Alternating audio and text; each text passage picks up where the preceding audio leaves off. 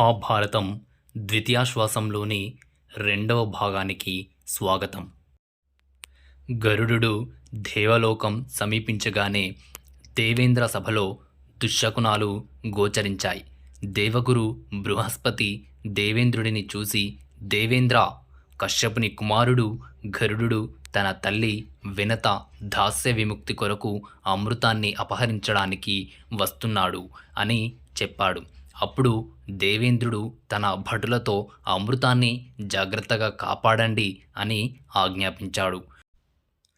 గరుడునికి అమృత రక్షకులకు ఘోర యుద్ధం జరిగింది. గరుడు దేవతలను తన ముక్కుతోనూ కాలి గోళ్లతోనూ రెక్కలతోనూ గాయపరిచాడు.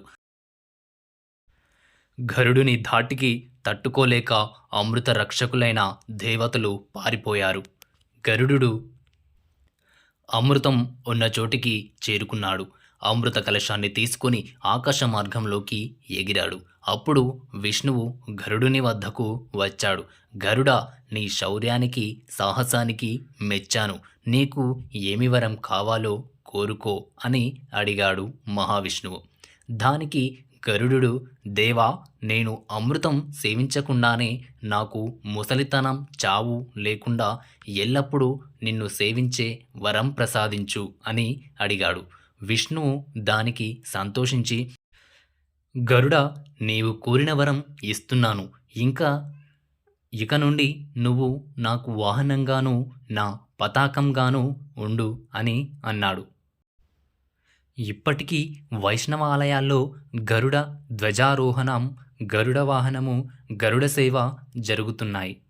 గరుడు విష్ణువుకు నమస్కరించి మరలా పైకి ఎగిరాడు. ఇంతలో దేవేంద్రుడు తన వజ్రాయుధాన్ని గరుడిని మీదికి విసిరాడు. వజ్రాయుధం గరుడిని మీదికి వస్తూ ఉంది. వజ్రాయుధాన్ని చూసి గరుడు, ఓ వజ్రాయుధమా, నీవు ఒక మహాముని దదీచి నుండి పుట్టినావు కాబట్టి నిన్ను నేను అవమానించను. నువ్వు దేవేంద్రుని ఆయుధం కాబట్టి నిన్ను గౌరవించుచున్నాను. కానీ నువ్వు నన్ను ఏమి చేయలేవు. అందుకని నా రెక్కలో ఉన్న ఒక ఈకను త్రుంచుము అని చెప్పాడు. ఇది అంతా చూసి దేవేంద్రుడు గరుడిని శక్తిని చూసి ఆశ్చర్యపోయాడు. గరుడినితో స్నేహం చేయాలనుకున్నాడు. ఓ గరుడా, నేను నీకు స్నేహితుడిని. నువ్వు ఈ అమృతాన్ని క్రూరులైన పాములకు ఇస్తున్నావు. అప్పుడు వారిని దేవతలు కూడా జయింపలేరు. కాబట్టి అమృత కలశాన్ని తిరిగి నాకు ఇమ్ము. నువ్వు కోరినది నేను ఇస్తాను అన్నాడు దేవేంద్రుడు. దానికి గరుడు, మహేంద్ర, ఈ అమృత కలశాన్ని నేను పాములకు ఇస్తే నా తల్లి వినత దాస్య విముక్తి అవుతుంది. నేను నా తల్లి దాస్యముక్తులమై వెళ్ళిపోతాం. తరువాత నువ్వు ఈ అమృత కలశాన్ని పాముల నుండి సంగ్రహించు అని చెప్పాడు. గరుడ, నువ్వు నాకు అమృతాన్ని ఇస్తున్నావు. నీకు ఏమి కావాలో కోరుకో అన్నాడు దేవేంద్రుడు. దానికి గరుడు, నాకు నా తల్లికి అపకారం చేసిన పాములు నాకు ఆహారం అయ్యేటట్టు అనుగ్రహించు అన్నాడు గరుడు. దానికి మహేంద్రుడు అలాగే అని వరము ఇచ్చాడు. తరువాత గరుడు పాముల వద్దకు అమృత కలశాన్ని తీసుకుని వెళ్ళాడు. దేవేంద్రుడు అతనిని అనుసరించాడు. గరుడు అమృత కలశాన్ని దర్భల మీద పెట్టాడు. పాములను చూసి, మీరు కోరినట్టు అమృతాన్ని తెచ్చి మీకు ఇచ్చాను. నేను నా తల్లి దాస్యముక్తులమై అయ్యాము. మేము వెళుతున్నాము. మీరు స్నానం చేసి శుచి అయి వచ్చి ఈ అమృతాన్ని సేవించండి అని చెప్పి తన తల్లి వినతను వీపు మీద ఎక్కించుకొని ఎగిరిపోయాడు. అమృతం దొరికిందన్న ఆనందంతో పాములన్నీ స్నానం చేసి రావడానికి వెళ్ళాయి. అక్కడే దాక్కుని ఉన్న దేవేంద్రుడు వచ్చి అమృత కలశాన్ని సంగ్రహించి స్వర్గానికి తీసుకొని వెళ్తాడు. అమృత కలశాన్ని యథాస్థానంలో ఉంచాడు. ఇక్కడ పాములు స్నానం చేసి వచ్చి చూస్తే అమృత కలశం కనపడలేదు. చాలా దుఃఖించారు. కనీసం అమృతం పెట్టిన దర్భలను నాకితే నన్న ఫలితం ఉంటుందని ఆ దర్భలను తమ నాలుకలతో నాకారు. దర్భలు వాటి నాలుకలను రెండుగా చీల్చాయి. అప్పటి నుండి పాములు ద్విజిహ్వాలు అయ్యాయి. అంటే పాములకు రెండు నాలుకలు ఏర్పడ్డాయి. అమృత కలశం దర్భల మీద ఉంచబడింది కాబట్టి అప్పటి నుండి దర్భలు పవిత్రం అయ్యాయి. ఈ విధంగా పాములకు అమృతం దక్కలేదు. ఇది అంతా చూసి ఆదిశేషువు తన తల్లి, తమ్ములను చేసిన పనులకు చాలా బాధపడ్డారు. అసహ్యించుకొని వెళ్ళిపోయారు. బ్రహ్మను గూర్చి తపస్సు చేశాడు. బ్రహ్మ ప్రత్యక్షమై, ఓ ఆదిశేషు, నీ సత్యసంధతకు, ధర్మనిష్టకు సంతోషించాను. ఈ భూభారాన్ని మోయడానికి నువ్వే సమర్థుడివి. వేరే ఎవ్వరూ ఈ పని చేయలేరు. కాబట్టి ఇప్పటి నుండి ఈ భూభారాన్ని మోస్తూ ఉండు అని చెప్పాడు. అప్పటి నుండి ఈ భూభారాన్ని ఆదిశేషువు తన పడగల మీద మోస్తున్నాడు. ఆదిశేషువు అలా వెళ్ళగానే కద్రువ కొడుకుల్లో ముఖ్యుడైన వాసుకి సర్పయాగం భయం పట్టుకుంది. తన తమ్ములను, బంధువులను అందరినీ సమావేశపరిచాడు. తమ్ములారా, బంధువులారా, ఆదిశేషువు బ్రహ్మగారి ఆజ్ఞచేత ఈ భూభారం మోస్తున్నాడు. కాబట్టి అతనికి ఏమీ అపకారం జరగదు. నేను సాగర మథనంలో తాడులాగా ఉపయోగపడ్డాను. కాబట్టి దేవతలందరూ బ్రహ్మతో చెప్పి నాకు చావు లేకుండా చేశారు. కానీ మీ సంగతే నాకు అర్థం కాకుండా ఉంది. మీరంతా మన తల్లి కద్రువ శాపం వల్ల జనమేజయుడు చేయబోయే సర్పయాగంలో పడి నాశనం కాక తప్పదు. దానిని నివారించే ఉపాయం ఆలోచించండి అని అడిగాడు. అది విని కొన్ని పాములు, మనం బ్రాహ్మణుల వేషాలలో వెళ్ళి జనమేజయుడికి అతని మంత్రులను కలిసి సర్పయాగం వల్ల అనర్థాలు జరుగుతాయి అని నచ్చచెప్పి సర్పయాగం మానిద్దాము అని అన్నారు. ఇంకా కొందరు, మనమంతా వెళ్ళి యాగశాల దగ్గర దాడి చేసి యాగం చేసేవారిని భయపెట్టి యాగాన్ని పాడు చేద్దాం అని అన్నారు. ఇదంతా వింటున్న ఏలాపుత్రుడు అనే పాము ఇలా అన్నాడు. అన్నయ్య, మన అమ్మ కద్రువ శాపం ఇచ్చేటప్పుడు నేను అమ్మ ఒడిలో పడుకొని ఉన్నాను. అప్పుడు బ్రహ్మదేవుడు, దేవతలు మాట్లాడుకునే మాటలు నేను విన్నాను. అవేమిటో చెబుతాను వినండి.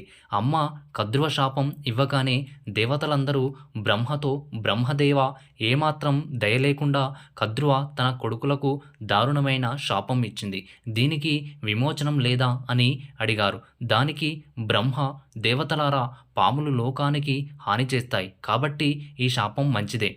కానీ వీరిలో కొందరు మంచివారు ఉన్నారు. జరత్కారుడికి అదే పేరు కల వాసుకి చెల్లెలు అయిన జరత్కారుకు పుట్టిన ఆస్తికుడు అనే ముని జనమేజయుడిని ఒప్పించి సర్పయాగాన్ని మానిపిస్తాడు, సర్పములను రక్షిస్తాడు అని అన్నాడు. కాబట్టి భయపడవలసిన పనిలేదు అని ఏలాపుత్రుడు అన్నాడు. వాసుకి మిగిలిన పాములు ఎలా పుత్రుడు చెప్పిన ఆ మాటలకు సంతోషించాయి. జరత్కారువు ఎప్పుడు వచ్చి తన చెల్లి జరత్కారువును వివాహమాడుతాడా, ఎప్పుడు ఆస్తికుడు పుడతాడా అని వాసుకి ఎదురుచూస్తున్నాడు.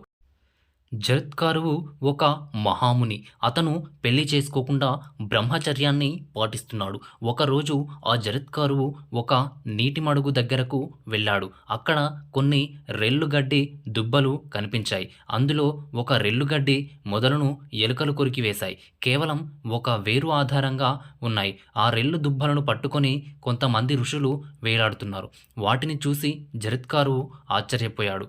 మహాత్ములారా, ఇదేమి తపస్సు, ఇలా తలకిందులుగా వేలాడుతున్నారు అని అడిగాడు.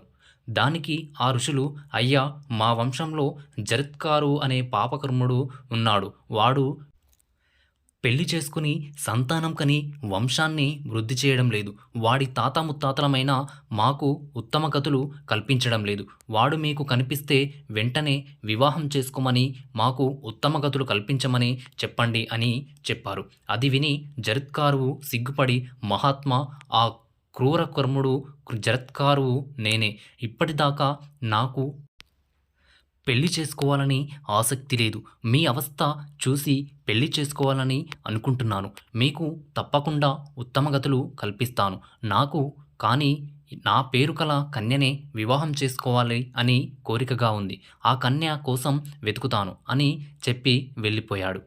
కానీ ఎక్కడ వెతికినా తన పేరు గల కన్య అతనికి కనపడలేదు. కానీ ఇదంతా వాసుకి తెలిసింది. తన చెల్లెలు పేరు జరత్కారు కనుక ఆమెను ఇచ్చి వివాహం చేయడానికి ఆమెను తీసుకొని జరత్కారు దగ్గరకు వెళ్ళాడు. మహాత్మా, ఈమె నా చెల్లెలు జరత్కారు, నీ పేరు గల కన్య, ఈమెను మీరు వివాహమాడండి అని అడిగాడు. దానికి జరత్కారు సమ్మతించాడు. వాసుకి ఇద్దరికీ వివాహం జరిపించాడు. మొదటి రాత్రి నాడు జరత్కారువు భర్త వద్దకు వెళ్ళింది. అప్పుడు జరత్కారువు తన భార్యను చూసి, నాకు నువ్వు ఎప్పుడు ప్రియంగానే మసులుకోవాలి. నువ్వు నాకు ఎప్పుడైనా అప్రియం చేస్తే నేను వెంటనే నిన్ను విడిచిపెట్టి తపస్సుకు వెళ్ళిపోతాను అని చెప్పాడు. జరత్కారువు దానికి సమ్మతించింది. ప్రతిరోజు ఒక్క పొరపాటు కూడా లేకుండా భర్తకు సేవ చేస్తూ ఉంది. కొంతకాలానికి గర్భం ధరించింది. ఒకరోజు జరత్కారువు తన భార్య తొడ మీద తలపెట్టుకొని నిద్రపోతూ ఉన్నాడు. సాయంత్రం అయింది. సంధ్యావందనం చేసే సమయం దాటిపోతూ ఉంది. అందుకని జరత్కారువు తన భర్తను నిద్రలేపింది. భర్తకు కోపం వచ్చింది. ఎందుకు నిద్ర లేపావు అని భార్యను ప్రశ్నించాడు. తమరు సంధ్యావందనం చెయ్యాలి కదా, అందుకని నిద్రలేపాను అని బదులు చెప్పింది. నువ్వు నన్ను నిద్ర నుండి లేపి నన్ను అవమానపరిచావు. మనము అనుకున్న ప్రకారం నేను నిన్ను వదిలిపెట్టి పోతున్నాను.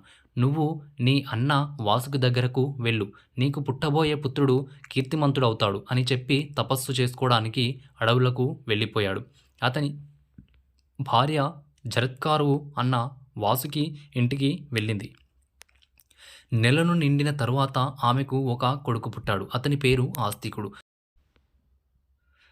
ఆస్తికుడు పెరిగి పెద్దవాడయి చవనుడి కుమారుడైన ప్రమతి వద్ద సమస్త విద్యలు అభ్యసించాడు. ఇది ఇలా ఉండగా ఉదంకుడు హస్తినాపురాన్ని పరిపాలిస్తున్న జనమేజయుని వద్దకు వెళ్ళి తక్షకుడు జనమేజయుని తండ్రి పరీక్షిత్తును దారుణంగా చంపాడు అని చెప్పాడు. అది విన్న జనమేజయుడు మంత్రులను రప్పించి, ఇతను చెప్పింది నిజమేనా? తక్షకుడు నా తండ్రిని ఎందుకు చంపాడు? ఎలా చంపాడు? వివరించండి అని అడిగాడు. దానికి మంత్రులు ఇలా చెప్పసాగారు. అర్జునుని కుమారుడు అభిమన్యుడు. అభిమన్యుడి భార్య ఉత్తర. ఉత్తరకు అభిమన్యునికి జన్మించినవాడు పరీక్షిత్తు, అంటే తమరి తండ్రి గారు. పరీక్షిత్తు మహారాజుకు వేట అంటే మక్కువ ఎక్కువ. ఒకరోజు పరీక్షిత్తు వేటకు వెళ్ళాడు. ఒక మృగాన్ని చూశాడు. దానిని తరుముతూ చాలా దూరం వెళ్ళాడు. ఒక ఆశ్రమంలోనికి ప్రవేశించాడు. అది శమీక మహర్షి ఆశ్రమం. ఆ సమయంలో శమీకుడు మౌనవ్రతంలో కళ్ళు మూసుకొని తపస్సు చేసుకుంటూ ఉన్నాడు. పరీక్షిత్తు శమీకుడిని చూసి, మహాత్మా, నేను వేటాడుతున్న మృగం ఈ వైపు వచ్చినదా అని అడిగాడు. మౌనవ్రతంలో ఉన్న శమీకుడు జవాబు చెప్పలేదు. దానికి పరీక్షిత్తుకు కోపం వచ్చింది. అక్కడే పడి ఉన్న ఒక చచ్చిన పామును తన బాణంతో తీసి శమీకుడి మెడలో వేశాడు. తర్వాత హస్తినాపురానికి వెళ్ళిపోయాడు. ఇదంతా శమీకుడి శిష్యుడు కృషుడు అనేవాడు చూచాడు. శమీకుడి పుత్రుడు శృంగి ఆ సమయంలో ఆశ్రమంలో లేడు. కృషుడు వెళ్ళి శృంగికి జరిగినదంతా చెప్పాడు. శృంగికి చాలా కోపం వచ్చింది. ఎక్కడో అరణ్యంలో తపస్సు చేసుకొనుచున్న నా తండ్రిని అవమానించిన పరీక్షిత్తు ఈ రోజు నుండి 7 రోజులలోగా తక్షకుడు అనే సర్పరాజు చేత మరణించుగాక అని శాపం ఇచ్చాడు. తర్వాత ఆశ్రమానికి వెళ్ళాడు. తండ్రి మేడలో ఉన్న చచ్చిన పామును తీసివేశాడు. తరువాత శమీకుడు కన్నులు తెరిచాడు. శృంగి జరిగిందంతా తండ్రికి చెప్పాడు. దానికి శమీకుడు చాలా బాధపడ్డాడు. కుమార, కోపము అన్ని అనర్థాలకు మూలము. అందుకే బ్రాహ్మణులకు కోపం తగదు అంటారు. మనం నిర్భయంగా క్షేమంగా తపస్సు చేసుకుంటూ కాలం గడుపుతున్నాము అంటే ఆ రాజులు మనకు రక్షణ కల్పించడం వల్లనే కదా. పైగా పరీక్షిత్తు సామాన్యమైన రాజు కాడు, ధర్మరక్షకుడు. ఆకలికి దప్పికను ఆగలేక విసుగులో ఆ పని చేశాడు. దానికి నువ్వు ఇంత ఘోరమైన శాపం ఇవ్వాలా? వెంటనే ఆ శాపాన్ని ఉపసంహరించు అన్నాడు. దానికి శృంగి ఒప్పుకోలేదు. తన శాపానికి తిరుగులేదన్నాడు. వెంటనే శమీకుడు తన శిష్యుడు గౌరముఖుడు అనే వాడిని పిలిచి, నీవు పరీక్షిత్తు వద్దకు వెళ్ళి జరిగిన విషయం అంతా చెప్పి ఈ ఆపదను తొలగే ఉపాయం చూసుకోమని చెప్పు అని చెప్పి పంపాడు. గౌరవముఖుడు పరీక్షిత్తు వద్దకు వెళ్ళి జరిగిందంతా చెప్పాడు. ఇదంతా విని పరీక్షిత్తు చాలా బాధపడ్డాడు. శృంగి శాపానికి భయపడ్డాడు. దానిని నివారించే ఉపాయం ఆలోచించమని మంత్రులను అడిగాడు. వారి సలహా మీద ఎత్తైన ఒంటి స్తంభం మేడ కట్టించుకున్నాడు. అందులో మంత్రులతో సహా నివసిస్తున్నాడు. మంత్రతంత్రాలు తెలిసిన వాళ్ళను, విషాన్ని హరించే వైద్యులను తన దగ్గర ఉంచుకున్నాడు. ఇది ఇలా ఉండగా పాములన్నీ లోకాలకి హాని చేస్తున్నాయి అని తెలిసి బ్రహ్మదేవుడు పాముల విషం చేత మరణించిన వారిని తిరిగి జీవింపజేసే విద్యను కశ్యపుడనే మునికి ఉపదేశించాడు. పాము కాటుతో మరణించబోయే పరీక్షిత్తును రక్షించడానికి ఈ కశ్యపుడు బయలుదేరాడు. తక్షకుడు కూడా శృంగి ఇచ్చిన శాపాన్ని అమలు చేసేందుకు బయలుదేరాడు. దారిలో తక్షకుడు కశ్యపుడిని కలుసుకున్నాడు. మునిపుంగవ, తమరు ఎవరు? ఎక్కడకు వెళుతున్నారు అని అడిగాడు తక్షకుడు. నా పేరు కశ్యపుడు. తక్షకుడు అనే సర్పము బారి నుండి పరీక్షిత్తును రక్షించి తగు బహుమానం పొందడానికి వెళుతున్నాను అన్నాడు కశ్యపుడు. దానికి తక్షకుడు నవ్వి, నేనే ఆ తక్షకుడిని. పిడుగుపడ్డ వాడినైనా బతకవచ్చు, కానీ నేను కాటు వేసిన వాడు బతకడం కష్టం. నీ మంత్రాలు తంత్రాలు పనిచేయవు, కాబట్టి తిరిగి వెళ్ళిపో అన్నాడు. కశ్యపుడు ఒప్పుకోలేదు. అట్లా అయితే నేను ఈ మహావృక్షాన్ని నా విషంతో భస్మం చేస్తాను. నీకు చేతనైతే మరలా బ్రతికించు అన్నాడు తక్షకుడు. తక్షకుడి కాటుకు అంత పెద్ద వృక్షం కాస్త బూడిదైంది. కశ్యపుడు ఆ బూడిదనంతా కుప్పగా చేసి తన మంత్రశక్తి చేత ఆ మహావృక్షాన్ని పూర్వం ఉన్న మాదిరి జీవింప చేశాడు. తక్షకుడు ఇది చూసి ఆశ్చర్యపోయాడు. మహాత్మా, శృంగి ఇచ్చిన శాపం తిరుగులేనిది. పరీక్షిత్తు బతకడు, కాబట్టి ఆ మహారాజు ఇచ్చే కానుకల కన్నా ఎక్కువ కానుకలు నేను ఇస్తాను, తీసుకుని వెనక్కు వెళ్ళండి అని చెప్పాడు తక్షకుడు. కశ్యపుడు జరగబోయే దానిని దివ్య దృష్టితో తెలుసుకుని తక్షకుడు ఇచ్చిన కానుకలు తీసుకుని వెనక్కు వెళ్ళాడు. ఇదంతా ఎలా తెలిసిందంటే ఆ చెట్టు బూడిద కాకముందు ఆ చెట్టు మీద ఒకడు కట్టెలు కొడుతూ ఉన్నాడు. చెట్టుతో కూడా వాడు కూడా భస్మమయ్యాడు. కశ్యపుని మంత్రశక్తితో చెట్టు తిరిగి బతికినప్పుడు వాడు బతికాడు. వాడు హస్తినాపురానికి వచ్చి జరిగిందంతా అందరకు చెప్పాడు. అలా కశ్యపుడు వెళ్ళి పోయిన తరువాత తక్షకుడు కొందరు సర్పకుమారులను పిలిచాడు. వారందరినీ బ్రాహ్మణ కుమారులను వేషం వేశాడు. అందరకు పూలు పండ్లు ఇచ్చాడు. అందులో ఒక ఫలంలో తాను ఒక నల్లని క్రిమిలాగా దాక్కున్నాడు. ఆ పళ్ళను తీసుకొని వెళ్ళి జనమేజయునికి ఇమ్మని సర్పకుమారులకు చెప్పాడు. తక్షకుడు చెప్పినట్టు ఆ సర్పకుమారులు పూలు పండ్లు తీసుకుని పరీక్షిత్తు మహారాజు వద్దకు వెళ్ళారు. బ్రాహ్మణ కుమారులను చూసి పరీక్షిత్తు వాళ్ళందరినీ సాధారణంగా ఆహ్వానించాడు.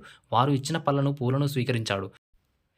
కొన్ని ఫలాలను అక్కడున్న మంత్రులకు ఇచ్చాడు. తాను ఒక పండు తీసుకొని దానిని ఒలిచాడు. అందులో నల్లని క్రిమిలాగా దాక్కున్న తక్షకుడు బయటకు వచ్చాడు. ఆ నల్లని క్రిమి చూస్తూ ఉండగానే విషాగ్నుడు చిమ్ముతూ పెద్దదిగా అయింది. తక్షకుడు పరీక్షిత్తును కాటు వేశాడు. ఇది చూసి అక్కడ ఉన్న మంత్రులు సేవకులు పారిపోయారు. ఆ విషజ్వాలలను పరీక్షిత్తూ ఉన్న భవనం భస్మమైంది. తరువాత బ్రాహ్మణులు నీ తండ్రికి కర్మకాండలు జరిపించాడు.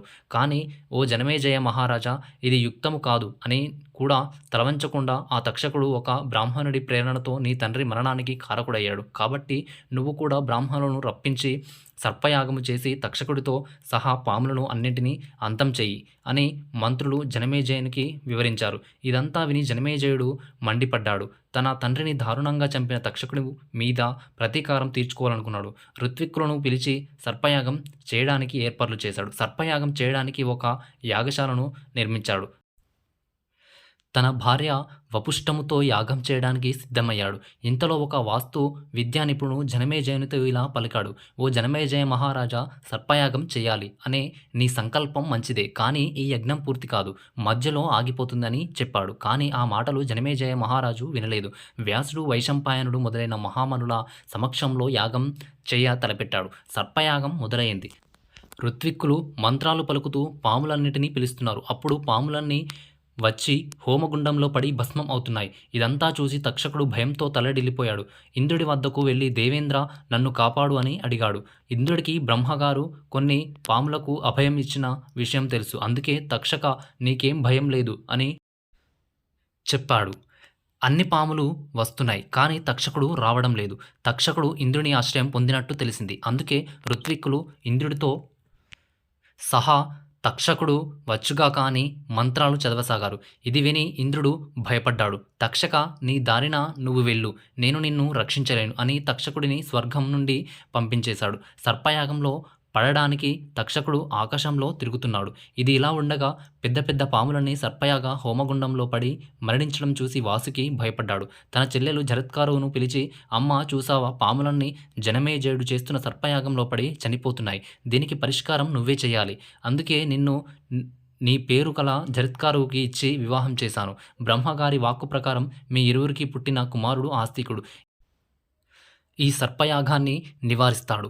అందువల్ల నువ్వు నీ కొడుకు ఆస్తికుడిని పంపి ఆ యాగాన్ని నిలుపు చెయ్యి అని కోరాడు. ఇది విన్న జరత్కారువు ఆస్తికుడిని పిలిచి, కుమారా, నీ మేనమామ వాసుకి కోరిన కోరిక విన్నావు కదా, నీవు వెంటనే వెళ్ళి సర్పయాగాన్ని ఆపుచేయి అని చెప్పింది. దానికి ఆస్తికుడు సరే అన్నాడు. వాసుకిని భయపడవద్దని చెప్పి వెంటనే జనమేజయుని వద్దకు వెళ్ళాడు. ఆస్తికుడిని చూసి జనమేజయుడు అతనిని సాధారణంగా ఆహ్వానించాడు. అతిథి మర్యాదలు చేశాడు. జనమేజయ మహారాజా, నీ పూర్వీకులైన మాందాత, రఘువు, దశరథుడు, రాముడు, ధర్మరాజులు మొదలైన మహారాజులలో ఉన్న ఉత్తమ గుణాలన్నీ నీలో ఉన్నాయి. నీవు యజ్ఞయాగాలు చేసి పునీతుడవైనావు. ఇప్పుడు నువ్వు చేస్తున్న సర్పయాగం నిర్వహిస్తున్న వారు సమస్త శాస్త్రాలు ఎరింగిన వారు వ్యాసుడు, వైశంపాయనుడు మొదలైన మహామునులు నీ యాగానికి వచ్చారు అంటే ఆ యాగం ఎంతో గొప్పది. నీకు అన్ని శుభములు కలుగ్గాక అని జనమేజయ మహారాజును పొగిడాడు.